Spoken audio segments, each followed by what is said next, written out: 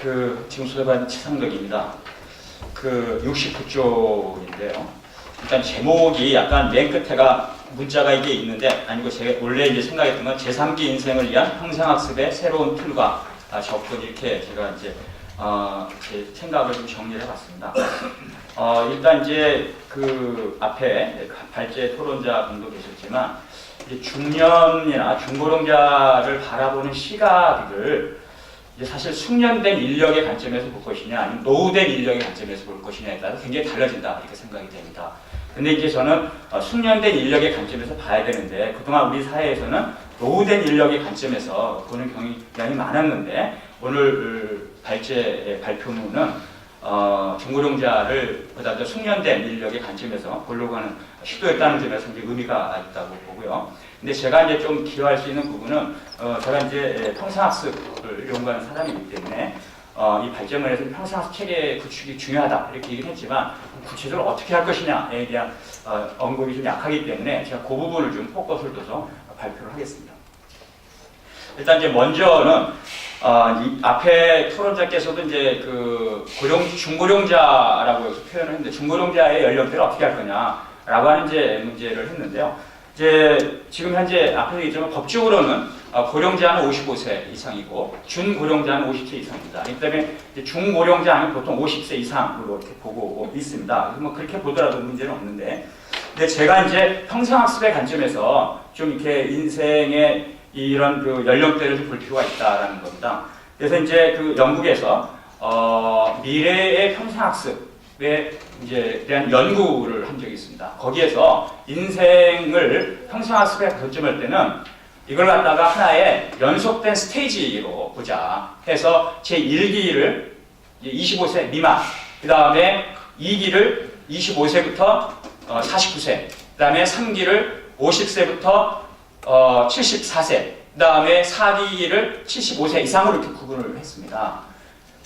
이 부분은 이제 저는 굉장히 중요하다고 봅니다. 왜냐하면 인생을 하나의 전체적인, 우리가 100세 인생 시대라고 했는데, 인생의 전환기에 굉장히 중요한 시기가 있습니다. 이 중요한 시기를 잘 준비를 해서 나가는 것이 굉장히 중요한데, 우리의 그동안의 교육 시스템은 평생학습의 관점에서 보더라도 거의 24세 미만, 이 부분에만 거의 많이 포커스가 되어 있고, 그 다음에 최근에 조금 얘기되어지는 부분이 25세부터 뭐 한 40세 이 정도에 많이 초점이 되어 있습니다. 아까 얘기했다시피 40세 이후에 가면 거의 직업 훈련이라든가 어떤 평생학습의 기회가 굉장히 극도로 제한되고 있는 게 현실입니다. 그런 측면에서 우리가 이런 인생 전체를 놓고 이렇게 단계별로 평생학습이 어느 시기에 어떻게 필요한가라는 관점을 볼 필요가 있습니다. 이거는 이제 뭐 최근에 이제 피터 라슬렛이 나름대로 인생의 4기 부분을 해가지고 인생 3기, 제3기 인생에 대한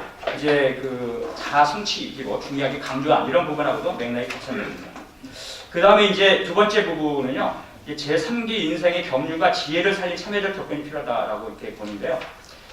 이제 저는 발표문에서 이제 우리가 이제 중고령자들이 가지고 있는 신체적인 어떤 지적인 이런 부분들이 약화되는 부분도 있지만 또 강화되는 부분도 있다라고 하는 걸 전적인 동의입니다. 특히 이제 우리가 보면 경륜을 가져가면서 지혜라고 하는 부분이 생기지 않습니까? 이런 부분들이 어떤 결정적인 그런 능력이라고도 볼 수 있고, 어떤 통찰력 이런 부분도 있는데, 이런 부분들이 굉장히 중요한 부분이고, 이런 부분들이 보다 더 적극적으로 부각될 필요가 있다라고 하는 이제 측면에서 최근에 뇌과학의 이런 중년 시기에 대한 연구들이, 중장년 시기에 대한 연구들이 많이 있습니다.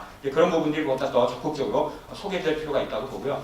그 다음에 이런 연구를 토대로 해서 이제 우리가 그러면 이 평생학습 체계를 어떻게 설계할 거냐라고 하는 이제 부분을 좀 말씀을 좀 드리려고 합니다. 이렇게 봤을 때 이제 나름대로 평생학습에 대한 이제 이런 투자나 지원들이 많이 되고 있는 영국에서도 인생을 아까 제가 4기로 구분을 한다고 했지 않습니까? 그렇게 했을 때 이 4기에 어떤 평생학습에 대한 투자, 평생학습에 대한 투자는 국가에 의한 투자, 그 다음에 기업에 의한 투자, 그 다음에 어떤 제3섹터나 개인에 의한 투자까지 다 포괄한 부분입니다.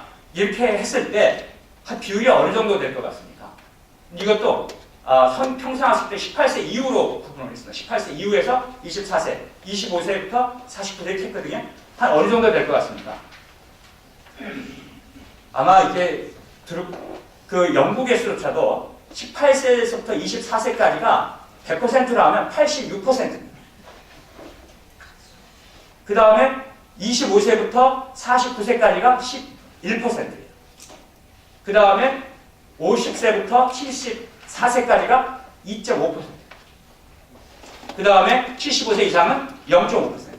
이게 얼마나 이렇게 불균형하게 되어 있는가라고 하는 부분을 볼 수, 물론 이제 경제학적인 측면에서는 뭐 투자 회수율 뭐 이런 거를 했을 때 젊었을 때 투자는 효과적이다라고 하는 부분이 있지만 그 회수율이라고 하는 부분을 꼭 어떤 그 경제적인 소득만이 아니라 여러 삶의 여러 관점에서 본다면 그건 상당히 달라질 수 있는 부분이다라고 볼 수가 있고, 그런 측면에서 인생의 중요한 시기에 이런 그 평생학습에 대한 투자와 그 예산에 대한 배분 이런 부분들은 상당히 재검토될 필요가 있다라고 봅니다.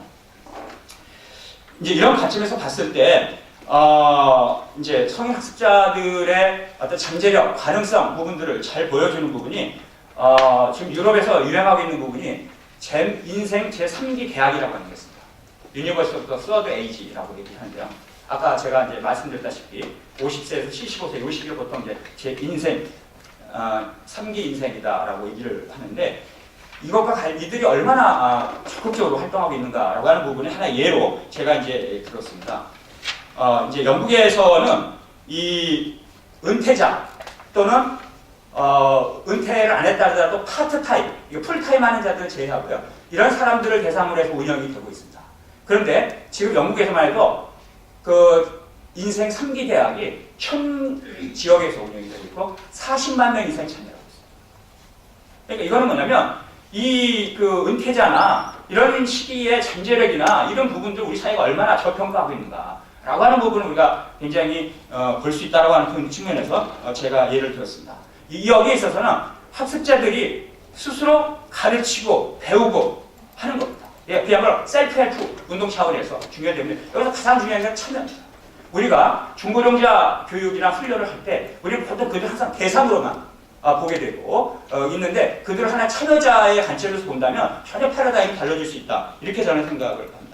그런 관점에서 봤을 때 중고령자들이 각자의 처한 상황과 여건에 따라 어떤 분은 직업을 찾는 분이 있고, 어떤 부분은 또 나름대로 지역사회 봉사라든가 보다 사회적인 참여를 보는 부분이 있고, 또 어떤 부분은 그야말로 학습에 대한 이런 거를 보완하는 이런 관점에서 볼 수가 있습니다. 이런 다양한 기회들이 다 보장이 되는 게 저는 필요하다고 보고, 그래서 저는 평생학습을 웰빙의 관점에서 볼 필요가 있다고 합니다. 웰빙이라는 것을 우리 대충 이제 경제, 건강이라고 협소해서 보는데, 이거는 참여, 그 다음에 어떤 긍정적인 가치관, 그 다음에 관계 형성, 그 다음에 의미의 재발견, 그 다음에 어떤 성취감, 이런 부분들을 다 포괄을 하고 있습니다. 이렇게 보면 어떤 직업을 통한 이런 성취감도 있지만 지역사회 참여라든가 봉사, 이런 다양한 참여를 통해서도 우리가 이런 그 웰빙할 수 있고, 이거 우리가 이 워크라고 하는 부분을 보다 넓게 해석할 필요가 있다. 워크가 단순히 직업만을 얘기하는 건 아니다, 이렇게 봅니다.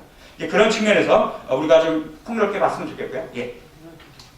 그 다음에 이제 그 세 번째 부분은 학습, 고용, 복지가 연계된 부분인데, 이제 제가 이제 시간이 됐기 때문에 압축을 하겠습니다. 이제 이 부분은 뭐냐면, 사실은 지금 이제 앞에서 얘기했지만, 중고령자 부분들이 보다 더 이렇게, 좀 중장기적이고 폭넓은 선택을 할 수 있도록 돼야 되는데, 그것을 제약하는 요소가 저는 우리나라 사회에 있어서는 사실은 연금 부분이다.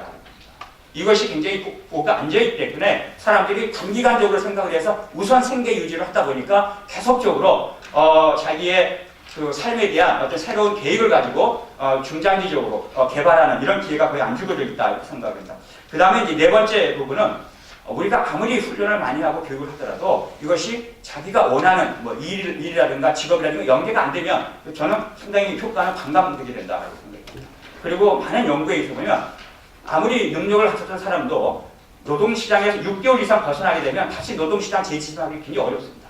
그런 측면에서 보면 일하는 것을 원한다고 한다면 끊임없이 계속적으로 일할 수 있는 그런 기회를 주는 것이 필요하고, 그 다음에 그 중고령자들의 강점, 아까 얘기한 대로 숙련된 부분이라든가 또 나름대로 인생의 지혜라든가 이런 부분들을 배려라든가 이런 부분을 살릴 수 있는 그런 직종, 예를 들어서 노약자들에 대한 뭐 이런 그 케어하는 부분이라든가 이런 부분들은 어차피 또 그 중고령자들도 그 이후 그 부분을 자기들이 경험을 해야 되기 때문에 그거에 대한 관심도 높고 또 그런 거에 대한 적극적인 연구도 할 수 있기 때문에 그런 분야의 어떤 일자리가 적극적으로 개발이 되면 좋겠다 이런 생각입니다.